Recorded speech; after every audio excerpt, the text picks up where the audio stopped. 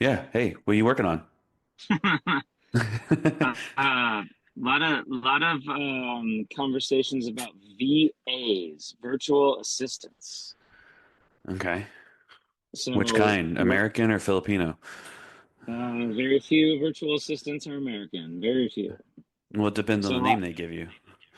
Well, there's a lot that come out. The services come out of the Philippines. Hmm. I've heard of them coming out of Mexico as well. I'm not super familiar with any other places, but the Philippines I have had some experience with in the past. We've got two. From calling list. Oh, you guys have some? Yeah, we've gone through like four or five over the last 2 years. They So rotated for whatever reason. Not that we got rid of them, but they were just in and out of their service. yeah, I mean it happens. It's probably because they're breaking protocol all the time. It's not any different than contractors around here. Hey, I know you hired that company, but this is my personal card for your next job. The VAs We've do that had all we've the had a time. few like that because we found out how much they actually get paid from the contracted rate, and Nothing, it's like nothing. $30 a week. It's It's truly a very interesting system because people will be like, you can get all this really great, labor for $4 an hour. Everyone always says $4 an hour. Now, there's other places you call a company. The company will say, "Well, we will personally hire VAs for you, but you got to spend a minimum of $1,000, $2,000 a month." And so there's different structures out there. But then that sounds more like your structure where you're paying a company, and then that company pays the actual folks doing the work. But yeah, it's no different than a lot of corporate kind of level stuff around here where you make X, company makes Y. Sometimes everyone thinks about it and says, well, shoot, I should be making Y. Well, then that means you got to go start your own company. yeah. And in the VA world, it's a lot easier for them to start their own company. They're just like, well, I'm already doing this for you. Just hit me up on this email and we've got it. I But love ours because the time change they do all the back office tedious stuff during the night. So like they start at like 4 p.m. our time and then they're working through the night. So everything's either done overnight or it's set up for us and ready. It's been great. There's a learning curve obviously, but it's worked out yeah, pretty well for so us. as much as you can say without disclosing things you're not supposed to disclose, what is it that the VAs do for you? Um, they send out a lot of documents, like cancellation notices after hours. So like where we need signatures from current clients or they'll handle uploading renewals, things like that. Just kind of the random back office stuff that no one really has time to do because we're handling client interface but stuff. but because the clients, and this is what consumers don't understand, is that you call in, like you talked about it last week. You call me, you want to shop insurance.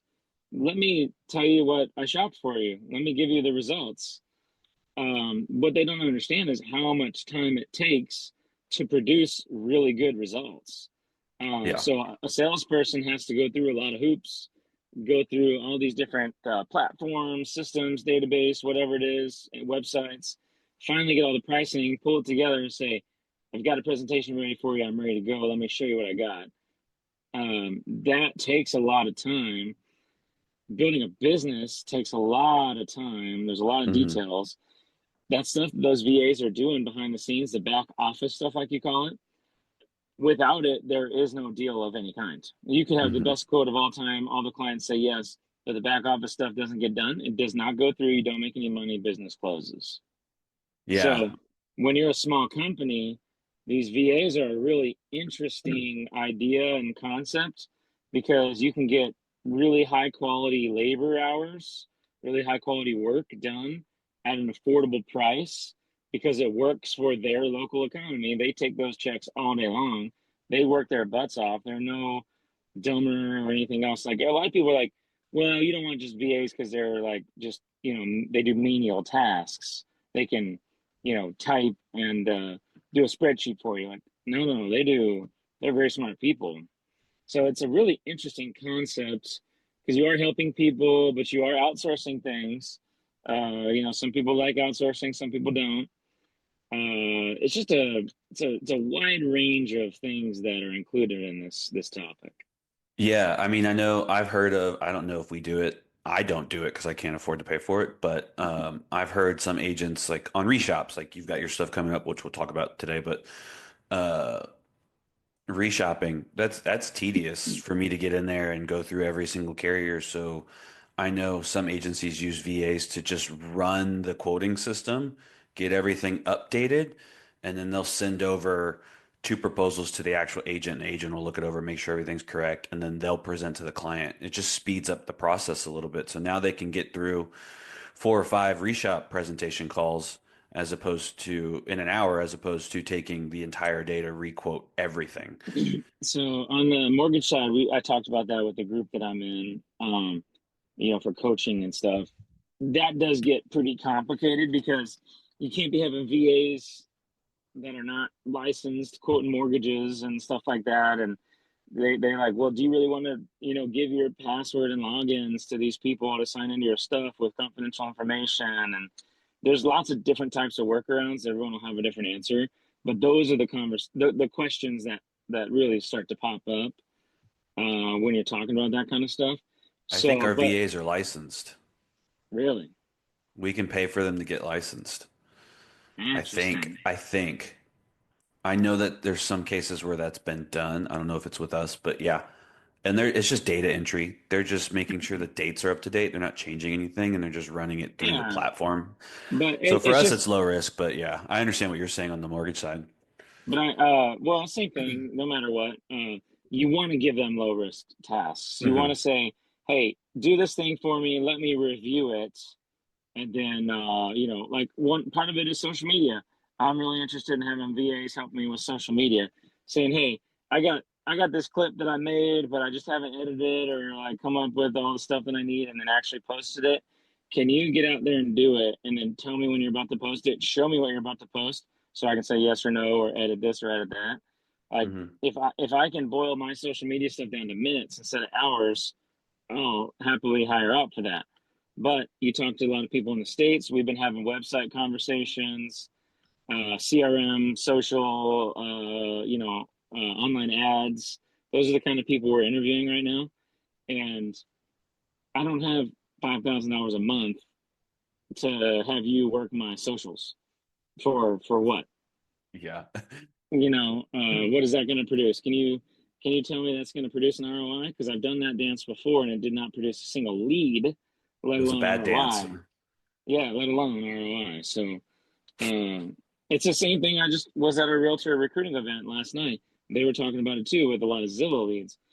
Like people just pawn their work off to others so that they don't have to do it, but they want to get paid for it in the end.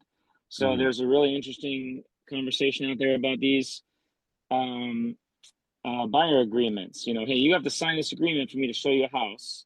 So if you sign this for the next 2 hours, I can show you this house. Okay, that's one thing. Sure. What does that do for anybody though? Creating are we creating any value with that? Or are we Hmm. just opening up doors like we were before? But then there's other people who are nasty, uh, and I have names that are in DFW that do a lot of business and they probably think they're very important, but they tell their clients, just go to Zillow, let them show you the house, sign it for 2 hours, and then if you like it, call me and I'll write the offer. Hmm. Tell me how that's the ethicalness that came out of a giant lawsuit. I mean, if it's allowed, ethical is really out of the question. It's Well, well, it's is it's a waste of time but for the who whole NAR, does. the whole NAR lawsuit, the reason you got to sign an agreement to see a house anyway was because of ethics issues. So Hmm. now they're just creating new ethics issues. So Yeah. at the end of the day, is the buyer or the client, the consumer, being taken care of and advised properly? With these practices, no. Yeah. Post lawsuit, post major game changing lawsuits, no, they're not getting taken care of. So the VA stuff is interesting. The contracty kind of stuff is interesting. These are all the things in my world right now as I try to grow this brokerage that I'm running into. I'm also running into lawyers who are not willing to talk to me because nobody knows anything about RESPA laws. I don't know what that even is. It's the laws that revolve around real estate and mortgage lending, truth in lending, TILA, Regulation Z, all these different things that you have to take a test about to get your mortgage license. No one wants to talk to you about them if they're a lawyer because they're like, wait, you don't want me to put just a partnership agreement together? I'm out. Yeah. I was going to charge you $200 an hour to put a partnership agreement together. What? You're asking me a question that I would need to answer? I'm not interested. Yeah, that's where ChatGPT comes in. But ChatGPT is limited. I've asked it questions before. Mortgage is so specific. You can get taken advantage of very easily in mortgage. It happened in '08, right? And all that stuff. That's why it was that way. But it was being taken advantage of on a large scale. But if you look at some of these companies now, I was just at a conference a week or so ago, listening to people talk. There's a lot of people who are violating rules as they shake your hand and introduce themselves. So it's really complicated stuff, so much so that no one wants to advise on it because they know that there's a way that's done and there's a way that it's supposed to be done. Speaking of violating rules, I have an interesting story that I had told to me yesterday. I'm not gonna, it's an agent that I know was trying to get some business from a commercial broker. Got ghosted, and then weeks later, someone was like, "Hey, my friend needs help." Gets the information, ends up being the same guy who ghosted him originally. And this guy up front said, "Okay, well, if I send you all this business, what's my kickback?" Like legitimately said, "What's my kickback?" And like, The person that needed help or the yeah, person they went to for help. the person who needs help getting coverage for clients' properties was like, "What's my kickback? I'm going to be sending you a lot of business. Like, how do I make money off of this?" And it's like, "What do you mean? You make money by selling it." And the story kind of continued, and he was essentially where he was comfortable with something as small as $100. And I'm like, "You're not going to send somebody business because you didn't get $100 kickback? Like, first of all, it's illegal. Second of all, you've already made your money because you represent the property owner. You bought it for them. Now you're representing them as your property management. Like, what kickback do you want? If you send me business enough, if it's me in this situation, I'm not going to give you a kickback, but hey, maybe we go to that Mavs game. Maybe we go to that Cowboys game if you've made me Well, X amount of money." but even that is borderline based on what industry you're in. So people do that kind of stuff all the time anyway as an incentive to try to get new business, but that is still technically borderline. Insurance might be a little different, but It's not an mortgage and incentive. It's not an incentive if it's after the fact and I didn't say you get this if you do well, this. the actual rule is like T57 or whatever with title. So if a title agent gives you Mavs tickets, four of them, and the title agent isn't there with you, they just violated that law. But what Well, happens all the time is like, well, here's four tickets. So there's so many things that are wrong in the industry. It's really hard to start a brokerage or a business in the real estate, related world and do it the right way in the compliant way. It's incredibly difficult because you ask the compliance people and they're like, yes. That one's no. That one's I don't want to talk about it. That one's maybe. Like, whoa, you guys are all supposed to be on the same page. You're just supposed to be different competitors. So but as a consumer though, if you're looking to buy and all this kind of stuff, it's really important to have people have your back because if they're willing to break rules for a relationship to close an originational, like the OG deal, then they're not going to be there for you when you're in trouble with the county for property taxes. They're not going to help you when you have a question after the fact. They're gone. yeah. So, but that's the relationship status. That's the advisory thing. It's been really interesting. But VAs, going back to the top here, that's been the topic of conversation. But I've learned that any topic of conversation always starts going back to all these other things. Hmm. Because, okay, well, if you're cheap labor, how much labor can I give you? How much how much can I not do of my job for you to do it? And then I just won't pay you. But you also have to That's think on the other the side of it. trick. It's cheap But labor for us, but if it's somewhere else, it may not be considered they, cheap. well, yeah, but so take that part out of it. I'm just saying from the ethical nature of what we do. That's what a lot of our competition does. It's like, how much can I get away with not doing? Obviously, we're in the trenches. We're doing our job. We're doing our work. We're trying to do things the right way. We want people to win. We're trying to help people bridge that gap of wealth from, doesn't have it to let's start having it. Hmm. And home ownership is the way to do that. But there's just too many people out there right now that don't care about you. Yeah. But yes, I like the VA idea as well because if you do care about people, you are helping a family with you're employing people. That's what Hmm. we do in self-employed world. I'm employing myself and my family, sure, but I can employ other people and I can help their families. So there's a lot to it. But then well, I want to help someone here, but I can also help someone else that really needs it in the Philippines. Hmm. Do you look at it that way, or do you look at it in a different way? But that is a portion of the thought process is like, well, yeah, it's not cheap, but this person here, they really need a paycheck, and I'm providing that. That feels nice. You're helping somebody out, Yeah, but absolutely. you don't do that if you're working for a X mortgage company of the world, where they're taking advantage of you as cheap labor. Hmm. It's just all how you look So, at it. but anyway, that's what's going on in my world right now. Is a lot of those kind of conversations, business building. How do I do things right? What passes muster? What doesn't? What can get me in trouble? Oh, that can get me in trouble. Well, then why is the last 5 recruiting calls that I was on, people trying to get me to come to their company, that was the first thing that they offered me? If that could get me in trouble, why would they offer that? It's just it's just wild. The conversations, Yeah. and also my camera and sun is really bad here, but I did my best to get on the call today. It's not as bad as you think it is. Man, Probably the best lighting you've ever had. all I see is shadows. A little off topic. I think you'll enjoy this story though. So I joined the BNI group. I went to my meeting yesterday. We had a lot of visitors yesterday, and this young guy gets up there, introduces himself. I'm not really paying attention. I hear his name, head shoots up. I'm like, oh, that name sounds really familiar. I don't know. I don't know who he is. And then it like hits me. He's a client. His whole family's a client of mine. Been talking to Oh, them for the past nuts. 9 months. I've helped them with home, auto, rental properties, things like that.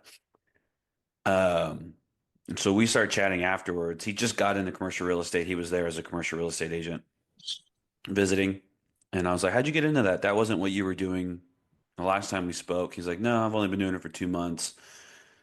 And he gives me the whole backstory of what he's been doing the past 2 years work wise. So it turns out his family purchased Bombat in 2014 Oh, wow. from the original owner who was terminally ill. Wow. And so they ran it from 2014 to 2022, where they sold it to Marucci. And then Oh, him and his brother continued to work for the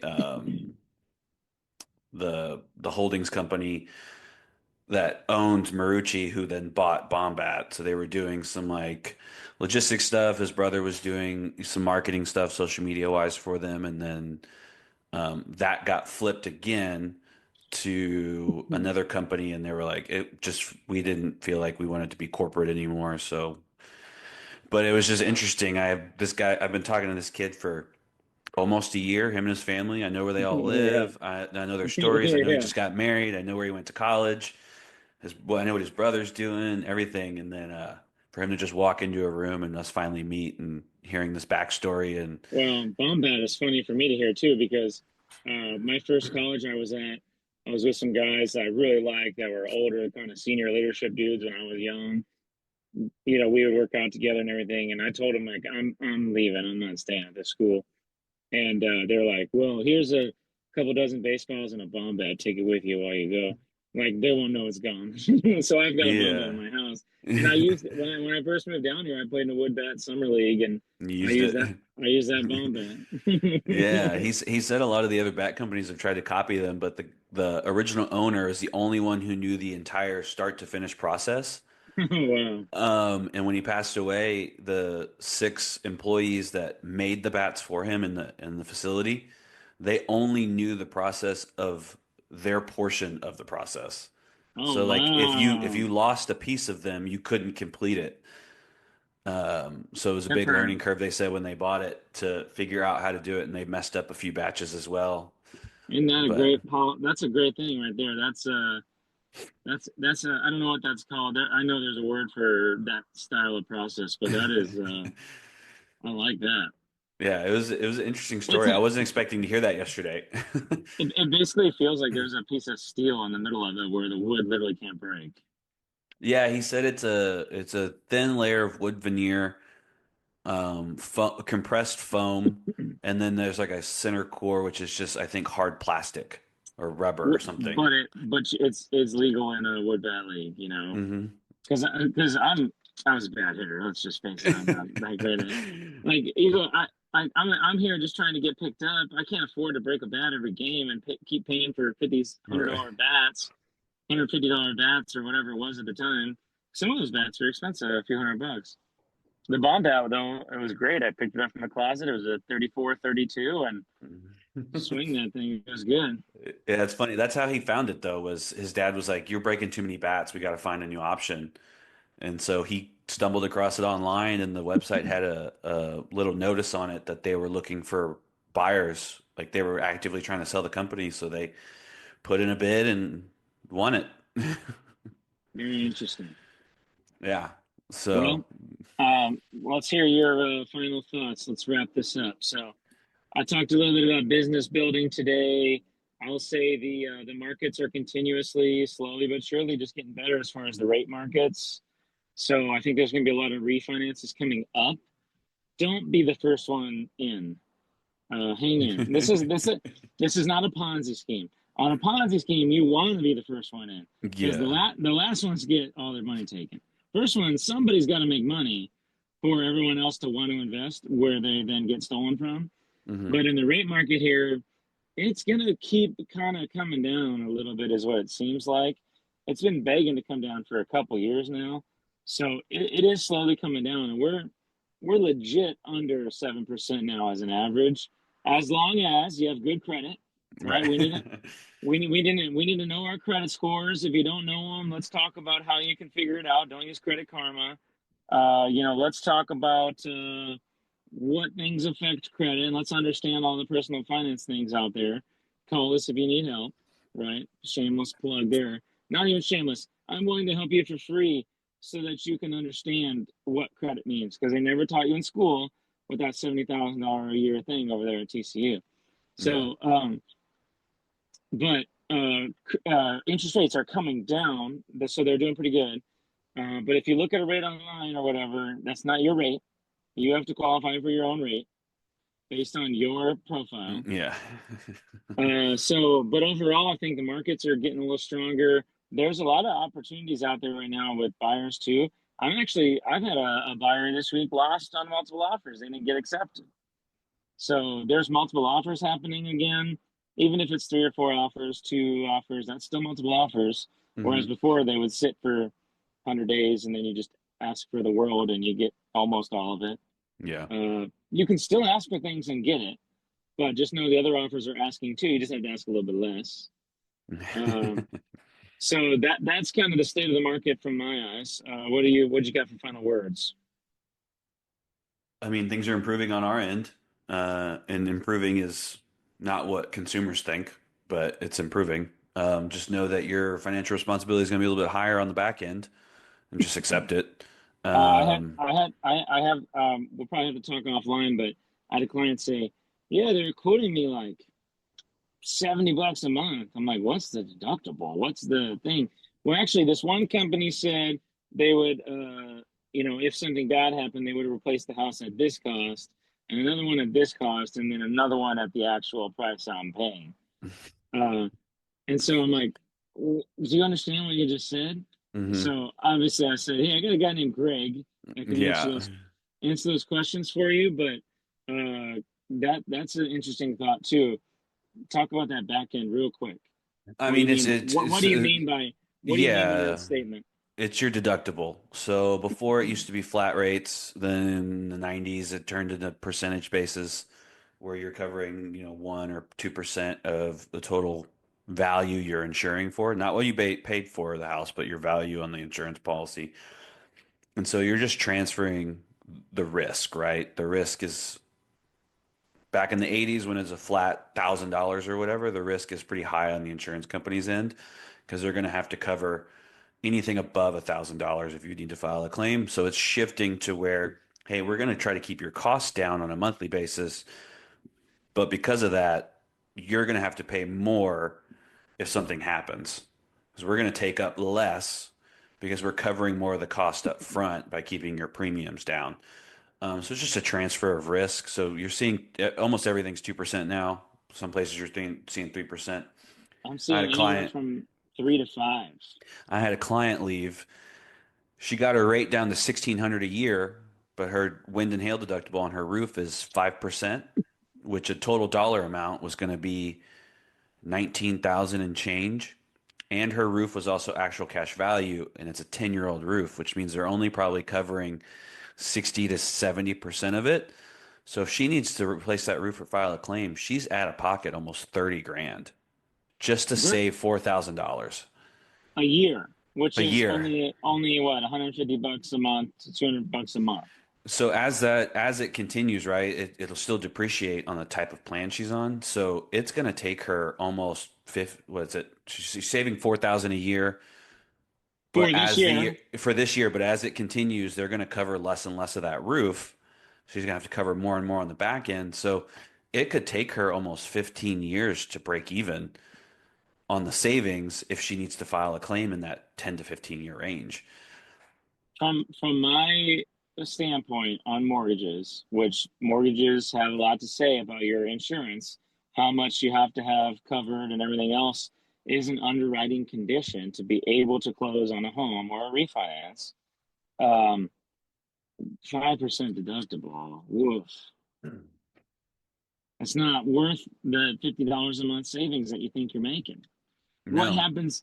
You haven't had a hailstorm in 10 years in your house. Awesome, good, great luck. You're going to get hit this year then. Yeah. Like it can happen that much. And so $50 a month, add that up times 12 times 10, still less than what it's going to cost if you got hit by a hailstorm this year. Yeah, it's a trickle down effect, right? So if you can't afford your deductible, you're not going to get it replaced. And if you can't get it replaced, no one's going to cover you because you have a zero payout claim. There's obvious damage on the roof. Then you're going to get forced place mortgage insurance, which Which may or is may not be, expensive. well, depending on the market now, because it's kind of evened out, but you're getting less coverage. They really don't care about you. They're just trying to cover their portion of the loan. So it's not in your best interest. So now you're bent over even further than you were before when you look at it. So it's all about making the smart choices like we've talked about. You can't look at the next 12 months. You got to look at the next 5 to 10 years when making some of these decisions. Well, but when you buy a house with a down payment assistance program and you barely sneak in, you don't bring any money to the table, you push your monthly budget as high as it can go. You have a second mortgage hanging on the back end that you have to pay off if you ever refi or sell. Hmm. And you took a super high deductible insurance that if something goes wrong, Yeah. that all of that equates to you are on thin ice to foreclosure. Hmm. Yeah. So That's eventually what it ends up being. Yeah. I don't recommend that. I don't necessarily think that you're going to be in foreclosure either if you do that, but just really understand what you're choosing when you choose those options. Yeah. Because look, I'm a gambling man. Let's go. Let's go to Windstar right now. Come on. Exactly. But if you're quote unquote gambling with your insurance and then when you go to file that claim, you can't call us a scam. You You gambled. You can't lost. you can't say I paid my money, you owe me this. No, no, no, no, Like, no, no, no. it's not You put it on my black and fault. it rolled green. That's not our Yeah, fault. that's a great one. Or I was going to say it's not my fault that it was a six card 21 Yeah. for the house. The math still checks out. It still equals 21. Doesn't matter how Yeah, we got there. you had king king.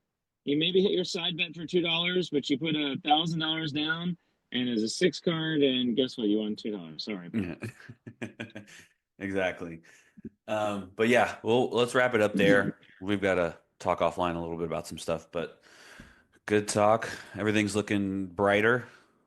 I'm not yeah. just talking Well, about your screen. and daylight savings this weekend. Is it this weekend? Oh yeah, baby. Nice. I can stay up past 8 o'clock now. Yeah, Outside at least. that's Well, right. that's good news. All right, man. Well, good talk. See you out there.